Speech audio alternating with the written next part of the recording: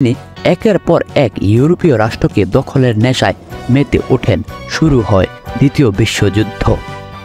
কানাডার টরন্টো বিশ্ববিদ্যালয়ের রাজনীতি বিজ্ঞানের অধ্যাপক সেনা গুনিস্কের আধুনিক গণতন্ত্রের বিবর্তনের ধারাবাহিক আলোচনায় দ্বিতীয় বিশ্বযুদ্ধ ও দ্বিতীয় বিশ্বযুদ্ধ পরবর্তী ঘটনাবলী উঠে এসেছে অষ্টম ঢেউ হিসেবে তার democratic wave in historical perspective আর্টিকেলে। মানব সভ্যতার ইতিহাসে সবচেয়ে বিধ্বংসী আর রক্তক্ষয়ী যুদ্ধ হিসেবে বিবেচনা করা হয় দ্বিতীয় বিশ্বযুদ্ধকে, যাতে জড়িয়ে পড়ে 30-এর অধিক রাষ্ট্র। প্রথম বিশ্বযুদ্ধে পরাজিত জার্মানদের উপর চাপিয়ে দেওয়া অপমানজনক চুক্তির প্রতিশোধ নিতে উগ্র জাতীয়তাবাদী হিটলারের নির্দেশে জার্মান সামরিক বাহিনী শুরুতেই দখল করে অস্ট্রিয়া। সেখানে বসবাসরত জার্মান নাগরিকদের সুরক্ষা দিতে না পারার অজুহাত তোলে। একই অভিযোগে হিটলারের অনুগত সামরিক বাহিনী হামলা চালায় যুগোস্লাভিয়ায়, দখল করে নেয় পুরো দেশ।